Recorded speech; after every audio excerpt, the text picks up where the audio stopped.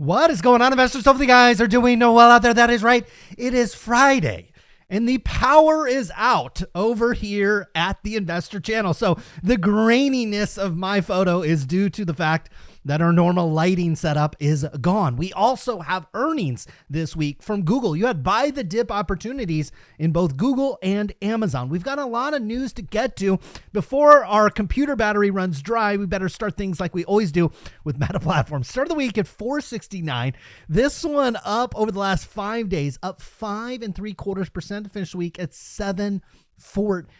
Now, we're getting closer and closer to finally TikTok United States business getting divested. You now have the vice president is going to supervise that divestment. So that was given an extension by President Trump. I think it was given a 75-day extension that dates back to actually January 15th or 16th or so. So we're probably about a month away from getting some clarity here. You do have multiple investors, including Shark Tank's Kevin O'Leary, that has offered $20 billion. You have YouTuber Mr. Beast. He's offered, along with other investors, more than $20 billion. You also have Oracle, potentially Microsoft in the running. You also have President Trump setting up allegedly setting up a sovereign wealth fund for the United States that could potentially retain a stake in TikTok. I tell you what, if anybody gets the U.S. business anywhere close to this $20 billion mark, that is absolute highway robbery. So we'll see who ends up with TikTok. We'll see what investors kind of pony up, but we're probably just weeks away from that. That obviously impact Meta and the online advertising space. Now, Meta's tech chief is saying that the company is planning about a half dozen more AI wearables. This is over the next year, 2 years or so. As you know, the company has invested heavily in Reality Labs. They're developing all types of sensors, all these different types of things, and Meta is going to get into kind of the device making. They've also invested heavily into their open source large language models, the Llama models, and those will be running in some capacity on these devices as well. Meta's strategy: invest a ton of money up front with a payoff later. And we'll see if Meta is able to pull that off. Now, they are also giving the heads up of some of their employees that they are going to have performance-based job cuts over the next week. Mark Zuckerberg subscribes to the theory that a lot of other tech executives have. I think this dates back to, it's either IBM or Intel, I believe, that you basically fire the bottom 5 or 10%. I think it's bottom 5% of employees. So they have a way of grading you. And if you're in the bottom 5%, you automatically get fired over at Meta. Now, that's here nor there, whether or not that's something that you would be comfortable with if you were employed at Meta, but that's the reality of the situation. And these companies have been in cost-cutting mode for several years now. Moving on to Apple, start of the week at 230. This one bouncing up and down, but finishing lower by about 1%. The company is going to unveil a new iPhone SE, which is the smaller phone. It tends to be a little bit cheaper price as well. Sells well not only here in the United States, but in international markets where they might not want to drop, $800,000-$900,000 for one of the bigger phones. They buy one of these SE models. Pricing is expected to come in at about $430, and it will incorporate some of the features that are in the high-end phones, including Apple Intelligence. Now, the UK has ordered Apple to allow the country access to users' cloud data. I tell you what, I see stuff going on in Europe, and now they don't have the free speech and kind of First Amendment, Second Amendment type of stuff that we have here in the United States, and where we're just baked into our society is some level of privacy. Now, we give up that level of privacy oftentimes to these tech companies, but it's just interesting that the UK is getting access to data that was perceived to be private. Now, Apple is dipping as China potentially launching a probe into App Store fees. This is something that is probably hanging over Apple to a certain degree, because when we went through Apple's earnings last week, yes, device sales are still relatively good and good enough. It's still a great business. We're not cutting down Apple's business at all. It's still a wonderful business, but it's a mature business. Their device sales are going to be single-digit growths, Maybe on occasion you do a refresh and you can get to double-digit growth, but those days are probably behind Apple, at least on their existing devices. Where they're seeing continued growth is the 30% in-app spending tax and among other services that Apple has layered in over the past couple of years. So we'll see what happens here, but if China starts probing this and these App Store fees come under pressure, well, that will certainly impact Apple from a profit perspective. Now, the tariffs placed on China, those did not go away. Earlier this week, over the weekend, and even early on Monday, there was potential tariffs of over 25% on Canadian and Mexican imports. Those were walked back very quickly by the leaders of those countries. Those are not in place, or at least those were delayed by at least 30 days or so. The 10% tariff on China is in place. That is because China doesn't necessarily need to come and play hardball like the Canadian and Mexican government does. Also, in China, there's basically virtually no political risk. I say virtually, there is some political risk, but given the fact that Xi, I think, is serving a, quote, a lifetime term, unless he's like kicked out for a number of different reasons, then he has no reason to play ball with the president. But given the fact that Apple has shifted some of their supply chain to India, it will have, in some cases, a negligible impact. Moving on to Amazon, start of the week at 233, down about 2%, including a 4% drop after the company announced earnings yesterday. Revenue came in at $187 billion. That was 10% growth. But what was disappointing for Amazon was the fact that you had net sales guidance between 151 and 155 billion. Wall Street was expecting a number closer to 158. The company also on its conference call revealed that they were going to spend north of $100 billion on data center and infrastructure CapEx for the upcoming year after spending, I think, in kind of the mid 80s last year. So you're seeing a meaningful bump up there. Obviously, that has flow through to the other semiconductor companies as well. Overall, Amazon did beat in the Q4 from a profitability standpoint, but that softer guidance has some people a little concerned. Some of it could potentially be tied to tariffs, and if those tariffs never come to fruition, at least in Canada and Mexico, that could be seen as a positive for Amazon, but those China tariffs will hit the company directly. Moving on to Netflix, start of the week at 971. This stock has no gravity. It is now up over $1,000 per share to finish the week up 4% at about 10.13. The company is potentially securing those F1 tournament rights, as we've seen a number of different sporting events come to the Netflix streaming platform, including Christmas NFL games and the Women's FIFA World Cup. That was like a once every 4-year event, but I believe they have the next 2 years. And the F1, which has its own kind of niche audience, currently airing on ESPN, at least kind of the tournaments and the ones that are raced. See what happens. I know F1 had a big boost kind of during the pandemic, and that has carried over, and we'll see if Netflix ends up with it. Moving on to Nvidia, started the week at 114, and this one blasted off up over 13% over at the chip maker, up to about $129 per share. My power is now officially back on. I'm sure you guys are excited about that. Earlier this week, Nvidia was flirting with a 6-month low. Pat yourself on the back if you saw this one flirting at a 6-month low at about 114 and you either started or added to a position, because now you're up at 129. And the trends with Nvidia, I get asked all the time, like, what do you think about Nvidia? Here's what I think about Nvidia. We'll kind of go slightly off topic here. Look, the performance of Nvidia stock over the past year, up 85%, just drastically outperforming the broader markets. Over the past 5 years, the outperformance is incredible, up 1,964%. Do I think the next 4 years is going to be up another 1,000% and this stock is going to be worth like $500 trillion? Absolutely not. Do I even think over the next year you're going to be up 85% on Nvidia? There are some arguments that we could say, yeah, maybe it's up 85%. I think this is dramatic outperformance. Okay. Those days, I think with Nvidia are over. Like, we're not going to drastically outperform the rest of the markets because you just come up against a valuation that is tough to continue to expand. But will this outperform the S&P, the QQQ, broader technology stocks, other sectors? I think yes. For the next year, you should see outperformance from Nvidia. And considering year to date, shares are actually down 3%. That gives you another 11 months to actually not only get this back, but have solid performance. Again, beating the S&P 500, beating the Qs. The back half of the year should be very good for Nvidia. Those China tariffs are in place. That could slow down some device sales and some things coming out of China, but semiconductors are kind of immune to some of that because the buyers, at least of Nvidia's products, have billions and billions of dollars that they are going to spend no matter what. China appears to be trying to cut down American companies where it hurts. It's going after the app tax over at Apple. It also potentially is launching antitrust probes into both Google, Nvidia, and others, including Intel as well.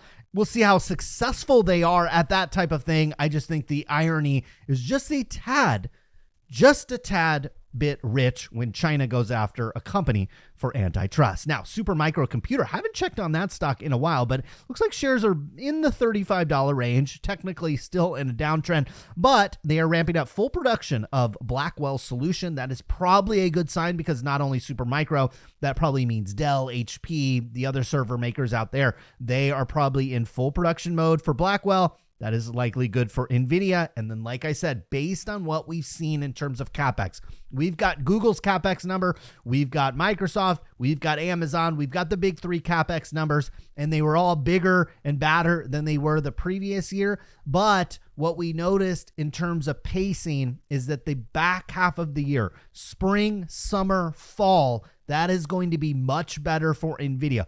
All things being equal, you slip into recession, some weird stuff happens politically, geopolitically, all that type of stuff could throw a monkey wrench into all of that. But if everything stays as we think it is today, then Nvidia's back half of the year should be absolutely fantastic. Moving on to Google. Google started the week at $200 and boom, this one is down 7.5%. Raise your hand in the comments section if you bought the dip on Google. This one finished the week at about 185. You'll see it technically. I think we still probably have some downside left technically with Google. I'll show it to you here in a moment. Company announced earnings earlier this week at $96.5 billion. That was nearly 12% growth. And I saw a bunch of people nitpicking. They were like, well, they only missed by $170 million. Guys, that would be like Patrick Mahomes throwing a pick this Sunday and losing the Super Bowl, and everybody be like, well, he still has some rings. He's still going to go to Hall of Fame. Well, yeah, of course. You got to understand with these top end companies, even when you miss by a fraction of a percentage point on the revenue, again, Patrick Mahomes could miss his target by a fraction of an inch, and a Philadelphia Eagles player picks off the ball and the Chiefs lose the game. The Chiefs were supposed to win the game. They were supposed to win the Super Bowl, and Patrick Mahomes was supposed to play well. There's no margin for error when you're the greats, okay? Same thing with Google. There is no margin for error. So when you miss, whether it's by $1 or $170 million, you missed. Stop complaining about it. That's how Wall Street works, and that's how Wall Street works with Hall of Fame type of companies. They outlined $75 billion of CapEx over at Google. I think that was it was like 40%. I think my initial estimate was close to 50. It's about 40% higher over at Alphabet, so we're seeing a dramatic rise there. Alphabet's CapEx is slightly different than the others in the fact that Google is primarily using Broadcom custom-based TPUs. Now, based on Broadcom's outlook that they gave us about a month or so ago, they believe that multiple other customers, including, I think, Amazon, Meta, and Microsoft, will likely use their products as well. So when Alphabet ups their CapEx, it almost directly flows into Broadcom, although a lot of that was already kind of priced in to the company's earnings. Google is entering hiring targets for DEI programs. We've seen kind of a mix of that. I think you've had Costco that says they're not getting away with it. I think I saw a press release, maybe Delta Airlines was not getting away with DEI or not doing away with it. But we've seen some things. I think what this shows you is that for some companies, DEI was all kind of a dog and pony show. It was all just for show. It didn't really do anything for the company. Now that companies don't feel like they have to do that, they can evaluate it on its merits. And at least for Google, this is probably not the case for all companies. And guys, I'm a simple man. If DEI and things like that make money, I am all about it. If it doesn't make money and it doesn't benefit shareholders, you should get rid of it. And that's the case with Google. Moving on to Microsoft, start of the week at 411, drifted sideways. Finished the week, we'll call it about $410 billion. So you had some movement on OpenAI this week, as SoftBank potentially investing up to $40 billion into OpenAI. That probably will flow through to the semiconductor companies as well. Interestingly enough, I've heard a lot about Japan. Japan has a lot of excess power because I believe they have large nuclear facilities there. In fact, I think most of their power comes from that. So they have almost excess capacity from a power perspective in Japan. So the theory is you're going to have a lot of data centers pop up in Japan or in that region that can draw from that power. And SoftBank and OpenAI could set up a joint venture. My guess is it's largely centered around Japan because they have a lot of excess nuclear power. Moving on to Tesla, start of the week at 386. This one has drifted lower, down about 6%. Finished the week at 361. China-made EVs for Tesla were not good. They fell for the fourth month in a row. In fact, Model 3 and Model Ys in the country of China were down 32.6% from the December. Similar to what we're seeing with the iPhones, you have Chinese domestic EV companies that are absolutely crushing it in the marketplace. You also have China giving stimulus boost, if you will, to domestic partners. Now, Elon Musk and China makes their passenger cars inside of the country of China, so they could qualify for some of that. But there just seems to be a shift in China away, where in the past, China, at least from a luxury perspective, they used to go towards the American brands, kind of as maybe a status thing or whatever it was. They just tended to move towards the Apples, or in the case of Tesla, towards Tesla. We've even seen it with Nike and Starbucks. They like the American brands. It seems more recently there is a little bit of a shift happening where the consumer inside of China, maybe it's from a subsidies perspective, maybe it's a national pride type of thing, I don't know, but you are seeing a little bit of shift away from the American brands back to the domestic brands. That's probably not good for Tesla in the long run. I think they'll still have success, just like any other American brand that is allowed to operate in the country of China. There's enough people there, there's enough market demand there, but it is a little bit worrisome, at least when it comes to Tesla. Now, those tariffs as well. There are no Teslas going to be made in China that are going to be exported to the United States. There's also a 100% tariff on China EVs that was put in during the Biden administration. So none of that competition is going to come to the US. But from Mexico, those initial tariffs that were coming in from Mexico, there are a fair amount of car parts, not necessarily from Tesla, but there is some of that as it relates to Tesla, where you've got car parts and car manufacturing kind of happening across both borders.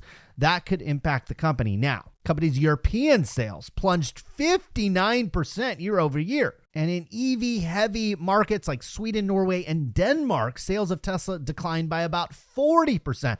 Some of it could be related to actually Elon Musk and his very strong opinions about politics in those countries.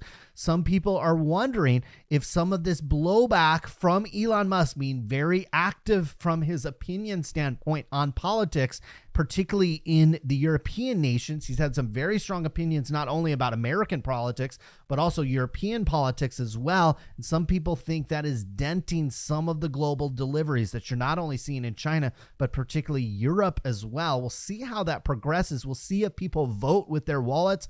And if that sustains itself, if it sustains itself, this could create some other storylines around Tesla. Would Elon Musk be forced to take maybe a step back as it relates to Tesla, or will he have to dial back his opinions? I don't think he seems like a man that will want to do that. I also don't think he's a man that wants to step away from Tesla. So this could be something shareholders just simply have to deal with. Tariffs are obviously a hot topic around the country of the EU, having a 10% tax on cars imported into the continent from the United States. that could potentially be reduced. Now, what's interesting is Tesla controls their pricing, and they've talked about this on conference call where they basically have real-time data because they're the first-party sellers, whereas Ford and GM and all these other people, they have to rely on dealers, and there's kind of a delay between how they know the cars are selling. Tesla knows in real time how many cars are being sold. And so when you see a price increase, it is interesting. That could mean some slight increase in demand. With the Model X, it's a very expensive car. They don't sell a ton of units. I mean, you're talking about basically $100,000, $80,000 to $100,000 SUV. There's not a ton of these on the road, even out here in California. You don't see these all the time, but it's interesting that they raised the price there, could see some demand. And we talked about how Elon Musk could potentially be a little bit of a headwind for the company, at least from kind of his political opinion standpoint. Moving over to the technical segment of the show, S&P 500 looks absolutely fantastic. Just made a new higher high. We're just kind of hovering at that range. We're basically through the bulk of kind of the major corporate earnings, and the fact that the index has held up is probably a good sign. Meta is just, I mean, you're in this gigantic uptrend. We'll turn off this moving average. I mean, you've just made a new higher high on Meta. You're waiting for pullbacks on that one. Apple just confirmed a new higher high, is pulling back, is walking its way back into a zone here that we like. We like this one south of 220 or in the 220 range. That one looking good. I bought the dip on Amazon only, I said this on the Amazon video. I'm a simple guy, guys. I set these channels up. I try not to buy towards the top of the channel. I make some exceptions every once in a while, but I try to avoid the stocks when they're at their top of the channel. When they pull back into the middle of the channel and certainly below it like Amazon, I hit the buy button. That's just what I do. You can decide for yourself if that works for you. Netflix is also in a beautiful channel. We're towards the top. It depends on how you want to draw this one in. You're towards the top. Not exactly excited about this, but pullbacks in Netflix have proven to be very profitable when and if they happen. Nvidia, I have a purple line in here because it's kind of like when I put purple lines in there, I'm not really sure. Is this the new trend? Is this going to be the new trend with Nvidia? If it is, you bought here and you're going to make a new higher high up here in the 150s. So you could have gone from like 115, 116 up to here. I described this on the semiconductor show this last weekend. Nvidia was here. I did buy more Nvidia shares. Okay, I have a long position. I have a short-term position. I'm playing these pops and drops, and I added to the Nvidia position. I'm hoping it's coming up here to 155, 160. I'll peel off a couple, and we'll have a dinner with the family if that happens. Google also pulled back. I did step in here and I bought a little bit of Google, but it wasn't a full position. I'm waiting for further pullbacks to Google, like into the 170s and lower. Those will be more of an aggressive buy. Microsoft, another stock that I almost bought this week. You are hitting an area of support if you like Microsoft. This area right at 406 has essentially held. You have gone a little lower than this, but this 390 to 406 range has been an accumulation area for Microsoft. Now, it hasn't been confirmed by a higher high more recently. This last higher high is actually in the summertime, back in July. So that's not great, but the great thing is with Microsoft, this purple line is actually a long-term trend line. So you're kind of walking your way back into that. So that's why that can be a buying opportunity. Tesla reached some overhead resistance at 409. I remember I did a video and I was like, yeah, I think we could actually, there's an area down here at about 297. People thought I was, smoking that legal stuff out here in California, which I do not, but I like this one back into the 300s. You get back into the 300 and some people are like, oh my God, it's at 420. How can it get back to 3?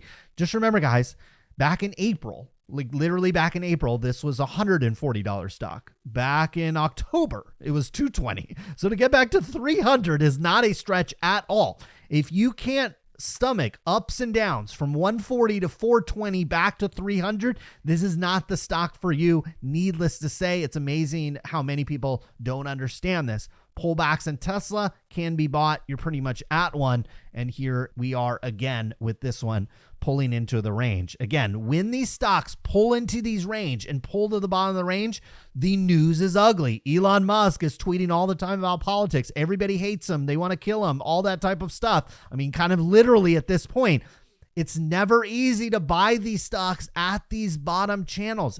That's why you look at the charts consistently. You lay out where you're going to buy them. So when they pull into that range, you say, I'm a simple man. I don't care what Elon Musk is tweeting. I don't care about the sales trends. Of course, those are all going to be ugly when you make this pullback. Make the decision ahead of time. And this is what the blue chip stock investor is all going to be. I am going to make these decisions for you because I know after years and years and years of doing this and reading tens of thousands of comments, most of you actually can't pull this off. You need someone to help you, and I'll be here to help you. Hopefully you guys enjoyed today's video. That was the FAANG Stock Recap Show for Friday, February 7th. I hope you all have a wonderful weekend. It's Super Bowl Sunday. Tell me down in the comments who you've got in the game, if you're placing any money or doing any of that type of things. I wish you the best of luck. And if you win some money, maybe invest it on Monday. That would be the smart thing to do. Hopefully you guys enjoyed today's video. See you again next week. Good luck with your investments.